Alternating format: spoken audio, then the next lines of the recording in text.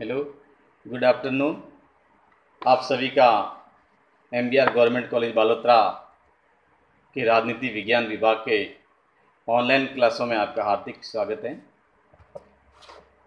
आज हम BA final राजनीति विज्ञान का जो द्वितीय प्रश्न पत्र है नौकरशाही के प्रकार के बारे में बात करेंगे। उससे पहले हमने 2-3 वीडियो अपलोड किए थे और उस वीडियो में हमने नौकरशाही के बारे में बात की थी। नौकरशाही क्या है और मैक्स वेबर की जो आदर्शवादी नौकरशाही क्या है, उसकी प्रमुख कौन कौन सी विशेषताएं, इस टाइप में हमने बात की थी। आज हम नौकरशाही के प्रकार के बारे में बात करेंगे और विशेषकर ये एग्ज़ाम की दृष्टि से महत्वपूर्ण टॉपिक है। विद्यार्थी ध्यान रहे, आप में से अधिकांश विद्यार्थी हमारी ऑनलाइन क्लासों से जुड़े हुए हैं और वो कई विद्यार्थी तो ऐसे हैं जो समय पे हमें कमेंट्स भी करते रहते हैं, या अगर कोई टॉपिक से संबंधित कोई प्रॉब्लम होती है तो उस प्रॉब्लम के बारे में भी हमें अवगत कराते रहते हैं। तो उन विद्यार्थियों का स्वागत है। और जो विद्यार्थी थोड़े से अभी तक कभी कभी वीडियो देखते हैं या कभी नहीं देख पाते हैं, तो उनसे भी आग्रह है कि जो विद्यार्थी BA फाइनल के एग्ज़ाम देने जा रहे हैं या वो विद्यार्थी जो BA फाइनल के में अध्ययनरत हैं, ये जो क्लासेस दोनों के लिए बहुत ही महत्वपूर्ण है। जो विद्यार्थी एग्ज़ाम देने जा रहे हैं, जिनका एग्ज़ाम 21 तारीख से प्रारंभ हो रहा है, तो उनके लिए तो और भी महत्वपूर्ण है कि अभी हमने जो महत्वपूर्ण जो कुछ वीडियो डाले हैं BA फाइनल के लिए, वो एग्ज़ाम के दृष्टिकोण को लेकर महत्वपूर्ण है। और विशेषकर जो इस बार जो अभी यूनिवर्सिटी ने एग्ज़ाम के पैटर्न में भी कुछ संशोधन किया है। आपके अ और ब सेक्शन है, इसमें स सेक्शन जो अंतिम वाला सेक्शन को हटा दिया गया है और उसकी अंकों का जो भार है अ और ब सेक्शन में निर्धारित कर दिया गया है। तो वो विद्यार्थी भी विशेष रूप से इन वीडियो का अवलोकन करें। और हमने खासकर जो PDF फाइल में जो नोट्स बनाकर भेजे हैं, उस नोट्स का भी आप लोग अध्ययन करते रहे, जिससे कि आपके लिए एक अध्ययन सुविधा एक निरंतर बनी रहे। क्योंकि इस वैश्विक महामारी के बारे में कुछ कह नहीं सकते हैं अभी भी, जब तक राज्य सरकार का हमारे पास में आदेश नहीं आएगा तब तक हम लोग ऑनलाइन क्लासों के माध्यम से एक दूसरे से जुड़े रहेंगे। और आपकी कोई टॉपिक से संबंधित कोई भी प्रॉब्लम होती है, तो इस प्रकार की जो प्रॉब्लम है आप व्हाट्सएप ग्रुप के माध्यम से हमें फ़ोन पर टेलीफोनिक बात भी कर सकते हैं और आप उसमें ग्रुप में भी प्रॉब्लम शेयर नहीं कर सकते हो, तो आप व्यक्तिगत रूप से हमारे नंबर पर भी प्रॉब्लम शेयर कर सकते हैं। चलो ठीक है, हम बात करते हैं आज के इस टॉपिक पर, नौकरशाही के प्रकार के बारे में। पहले तो मैं आपको ये बताना चाहता हूँ कि ये जो टॉपिक है, ये टॉपिक न केवल एक विश्वविद्यालय की परीक्षा के लिए महत्वपूर्ण है, जबकि अन्य जो प्रतियोगी परीक्षाएं होती हैं, विशेषकर UPSC की और RPSC की जो एग्ज़ाम होते हैं, उस एग्ज़ाम से संबंधित भी इस टॉपिक में से कई बार प्रश्न आते रहते हैं। आप में से कई विद्यार्थी जो आगे जाकर राजस्थान की जो प्रशासनिक सेवाएं या UPSC के एग्ज़ाम में बैठना चाहते हैं, या स्कूल कॉलेज लेक्चरर की जो एग्ज़ाम होते हैं उसमें अगर बैठना चाहते हैं, तो राजनीति विज्ञान के इस टॉपिक में से कई बार जो प्रश्न आए हुए हैं, इसमें एक तो प्रश्न जैसे स्लेट में भी एक प्रश्न आया था कि MF मार्क्स ने निम्नलिखित में से कौन सी नौकरशाही के अनुसार नौकरशाही नहीं है। तो इसमें ये आपके समक्ष 4 प्रकार की जो नौकरशाही पड़ी है, अभिभावक नौकरशाही, जातीय नौकरशाही, संरक्षक नौकरशाही और योग्यता नौकरशाही। तो इसमें से 3 का नाम आता है और एक गायब रहती है, इसकी जगह दूसरा नाम आता है। तो आपको ये देखना है कि MF मार्क्स ने कौन प्रकार से नौकरशाही का प्रकार बताएं और इनमें से कौन सी है और कौन सी नहीं है। ये तभी आप हल कर पाओगे जब आपको चारों के नाम याद हैं। तो इस प्रकार से एक संरक्षक नौकरशाही के बारे में भी आया था कि इस प्रकार का है जो प्रतिबद्ध नौकरशाही भी कहते हैं। इस नौकरशाही में लूट पद्धति पाई जाती है और इस पद्धति का जो एक परंपरागत घात के रूप में उदाहरण दिया था अमेरिका का। तो इस टाइप में कई बार जो प्रश्न आते रहते हैं और एग्जाम की दृष्टि में भी जैसे 2-2 नंबर के जो क्वेश्चन आते हैं या लघुत्तरात्मक क्वेश्चन आते हैं, तो उसमें भी इस प्रकार के नौकरशाही के बारे में प्रश्न पूछते रहते हैं। हम बात करते हैं पहले MF मार्क्स ने जो अभिभावक नौकरशाही के बारे में बताएं। अभिभावक नौकरशाही के बारे में कहते हैं ये जो नौकरशाही है, ये नौकरशाही का एक प्राचीन काल का रूप है, या प्राचीन काल में जो एक नौकरशाही होती थी, जिसमें हम प्लेटो के काल की बात करते हैं या चीनी सभ्यता के शंगु कालीन के प्रारंभ से लेकर के 960 तक की जहाँ बात करते हैं, तो उसमें इस प्रकार की जो नौकरशाही है वो पाई जाती है। इस नौकरशाही में जो सरकारी तंत्र हैं, सरकारी तंत्र के जो अधिकारी वर्ग है, या तो वो एक अपने आप को एक राज्य का एक नागरिकों के लिए अपने आप को एक अभिभावक रूप में अभिभावक के रूप में प्रस्तुत करते थे और विशेषकर जनता के हितों को लेकर के या जनता के कार्यों को लेकर के विशेष रूप से रहता था। प्लेटो ने अपने जो रिपब्लिकन में जो आदर्श राज्यों के बारे में जो कल्पना की है, उस आदर्श राज्य में इन्होंने जो राज्य को 3 एक महत्वपूर्ण अंगों के रूप में एक व्यक्ति के मस्तिष्क के आधार पर उसका आकलन किया है और कहा है कि व्यक्ति को इस आधार पर 3 वर्गों में विभाजित कर सकते हैं। पहला शासक वर्ग, दूसरा सैनिक वर्ग और तीसरा है ये जो तीसरा वर्ग आता है जो खेती बाड़ी से संबंधित उत्पादक वर्ग है। तो इस प्रकार से जो 3 प्रकार के जो अलग अलग वर्ग हैं, इन तीनों वर्गों में उन्होंने कहा जो पहला ऊपर से 2 वर्ग हैं, तो शासक और सैनिक वर्ग हैं, वो एक अभिभावक वर्ग के रूप में, वो राज्य का एक अभिभावक वर्ग के रूप में काम करेंगे, जनता से संबंधित समस्त प्रकार के जो कार्य हैं इन कार्यों के बारे में मॉनिटरिंग करेंगे। तो इस प्रकार से ये प्राचीन काल की है, जिसमें आप प्लेटो काल के जो यूनान के जो नगर राज्य हैं, उस प्रकार के नगर राज्यों में भी इस प्रकार की व्यवस्था देखने को मिलती हैं। यहाँ चीनी सभ्यता के बारे में शुंगकालीन जो व्यवस्था है उसमें भी इस प्रकार की व्यवस्था देखने को मिलती है। दूसरी हम बात करते हैं कि जातीय नौकरशाही। जातीय नौकरशाही, जाति को विशेष महत्व देना, जाति को महत्वपूर्ण मानना या किसी राज्य में जाति विशेष वर्ग को ही एक प्रशासन में महत्वपूर्ण भूमिका देना। तो इस प्रकार से जो प्रशासनिक एवं राजनीतिक व्यवस्था होती हैं, इन प्रशासनिक एवं राजनीतिक व्यवस्था में की सतह में एक किसी वर्ग विशेष या जाति विशेष को महत्वपूर्ण स्थान देना इस प्रकार की नौकरशाही में आता है। इसमें अल्पतंत्रीय राजनीतिक व्यवस्थाओं वाले देशों में इस प्रकार की जो व्यवस्थाएं विशेष रूप से प्रचलित रहती हैं। हम उदाहरण के रूप में ये भी कह सकते हैं कि किसी समय में, जैसे हम भारत की बात करते हैं कि प्राचीन काल में जैसे भारत में इस प्रकार की जो नौकरशाही प्रमुख रूप से पाई जाती थी, जिसमें प्राचीन काल में जैसे हम बात करते हैं कि ब्राह्मण और क्षत्रिय जो वर्ग हैं, इन वर्गों के लोगों को ही उच्च पदों पर शासित किया जाता था। तो हालांकि आज वर्तमान में कहते हैं कि ये एक वर्ग विशेष या जाति या कुलीन को या कुलीन तंत्र जो वर्ग होता है इसको ही महत्वपूर्ण मानते हैं। तो इसका मतलब आज हमारी जो शासन व्यवस्था है, आज वर्तमान में लोकतंत्र है, तो लोकतंत्र की जो शासन व्यवस्था है, तो इसमें जो इस प्रकार की जो व्यवस्था है, जातीय प्रकार की जो व्यवस्था है, इस प्रकार की व्यवस्था का खंडन किया जाता है। क्योंकि लोकतंत्र की जो मान्यता है वो मान्यताएं स्वतंत्रता, समानता और न्याय के ऊपर आधारित है और इसमें व्यक्ति को सर्वोच्च माना जाता है, व्यक्ति के अधिकारों को एक मौलिकता या प्रधानता दी जाती है। तो ऐसी स्थिति में हम कह सकते हैं कि जो जातीय नौकरशाही है उस नौकरशाही का वर्तमान परिप्रेक्ष्य में कोई महत्वपूर्ण स्थान नहीं। तीसरी हम बात करते हैं, एम.एफ. मार्क्स ने जो संरक्षक नौकरशाही के बारे में बात की, ये भी एक महत्वपूर्ण इसका है कि जो संरक्षक नौकरशाही है, ये नौकरशाही किस प्रकार की है। तो इस प्रकार की जो नौकरशाही होती हैं, जिस नौकरशाही में राज्य सेवकों की, राज्य सेवक यानी राज्य में जो नौकर होते हैं उनकी जो एक नियुक्ति होती है वो उसकी योग्यता के आधार पर नहीं होकर के नियुक्ता और प्रत्याशियों के आपस में राजनीतिक संबंधों के आधार पर होती हैं।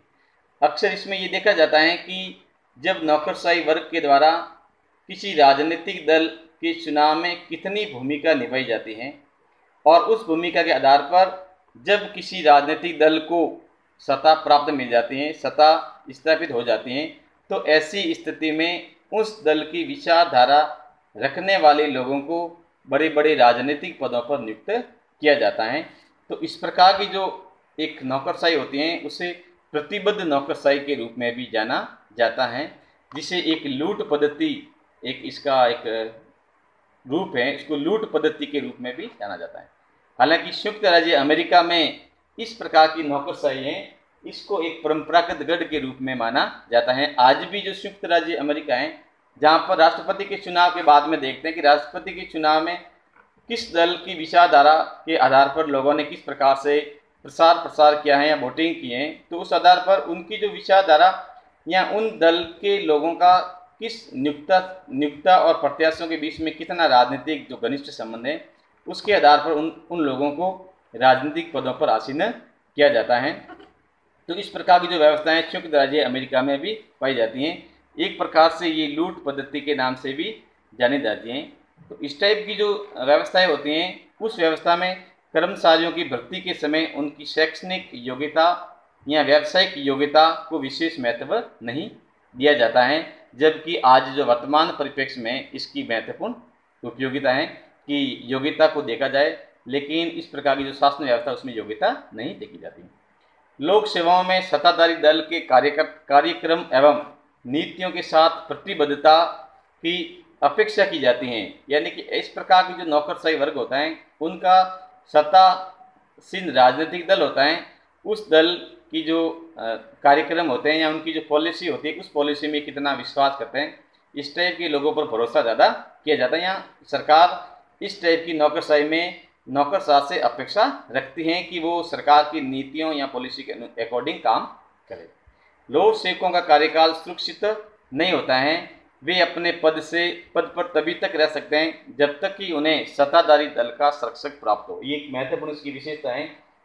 इसमें जो लोक सेवक होते हैं उसके पद की या उसके कार्यकाल की कोई गारंटी नहीं है, जब तक वो नौकरशाह उस सरकार के जिसकी सत्ता होती है उस दल के अनुसार काम करता है, उसके हाँ में हाँ मिलाता है, उसके अनुसार काम करता है, तब तक तो वो पद पे रह सकता है, अन्यथा उसे कभी भी पद से हटाया जा सकता है। लोक सेवकों का मुख्य कार्य राजनीतिक नेतृत्व को प्रसन्न रखना होता है। इस टाइप की जो नौकरशाही होती है उसमें जो नौकरशाह वर्ग होता है उनका जो कार्य होता है वो होता है कि राजनीतिज्ञ की नेतृत्व होता है उसको खुश कैसे रखा जाए, यानी कि जिस दल की गवर्नमेंट है उस दल के जो नेता है, मंत्रिमंडल है, मंत्री परिषद है, उसको किस प्रकार से खुश रखा जाए, उसके हाँ में कैसे मिलाया जाए, इस टाइप में रखा जाता है। प्रशासन राजनीतिक दृष्टि से तटस्थ नहीं रह पाता है, तो इस प्रकार में जो प्रशासन होता है वो राजनीतिक दृष्टिकोण से तटस्थ नहीं रह जाता है। तो इस प्रकार से ये संरक्षक नौकरशाही है, इसको लूट प्रणाली के नाम से भी जाना जाता है, इसको प्रतिबद्ध नौकरशाही के नाम से भी जाना जाता है, इसके परंपरागत जो घर हैं ये अमेरिका है ये भी जाना जाता है। तो इस टाइप के जो छोटे छोटे क्वेश्चन है भी कई बार कंपटीशन में आए हुए हैं। आगे हम लास्ट अंतिम बात करते हैं योग्यता नौकरशाही। ये सबसे महत्वपूर्ण है, मेरिट ब्यूरोक्रेसी इसे कह सकते हैं, मेरिट ब्यूरोक्रेसी, यानी कि योग्यता के आधार पर व्यक्ति का चयन करना। योग्यता पर आधारित नौकरशाही का आधार सरकारी अधिकारी की गुण होते हैं। योग्यता की जांच के लिए निष्पक्ष तथा वस्तुगत परीक्षाएं आयोजित की जाती है, यानी कि इस प्रकार की जो प्रतिभाएं या नौकरशाही होते हैं उस नौकरशाही वर्ग में व्यक्ति के ऊपर राजनीतिक संरक्षक या राजनीतिक आशीर्वाद न होकर के उसकी स्वयं की योग्यता होती है और योग्यता के आधार पर भर्ती में आवेदन किया जाता है और आवेदन के बाद पश्चात जो उसे परीक्षा के विभिन्न चरणों से गुजरना पड़ता है, लिखित परीक्षा है, साक्षात्कार परीक्षा है, उसकी जो मेरिट है उस मेरिट के विभिन्न प्रकार के जो चरण हैं उससे गुजरना पड़ता है, उसके बाद में उसको पद पर नियुक्ति प्रदान की जाती है। तो इसका लक्षण ये प्रतिभा के लिए खुला पैसा, यानी कि जो प्रतिभा है उसके लिए खुला पैसा है, यानी कि ओपन वैकेंसी से विज्ञापन के माध्यम से कोई भी व्यक्ति इसमें आवेदन कर सकता है और आवेदन करने के बाद में योग्यता उसमें कितनी क्वालिफिकेशन है, कितनी क्वालिटी मेंटेन करता है, क्या उसमें जिस पद के अनुसार उसमें अंदर कितनी प्रतिभा है, तो इस प्रकार के आधार पर उसका चयन किया जाता है। तो इस व्यवस्था में लोक सेवक किसी के अनुग्रह भार से दबा हुआ नहीं रहता है, यानी कि राजनीतिक रूप से वो उसके ऊपर कोई प्रेशर नहीं रहता है, क्योंकि वो एक स्वतंत्र अपनी स्वयं की क्वालिटी या स्वयं की एबिलिटी के आधार पर वो नौकर या लोक सेवक के रूप में उसका चयन हुआ है। इसलिए उसके ऊपर ज़्यादा से ज़्यादा उसका ये हो सकता है कि उसको एक स्थान से दूसरे स्थान पर उसका स्थानांतरण किया जा सकता है, लेकिन उसको पद से हटाना संभव नहीं है।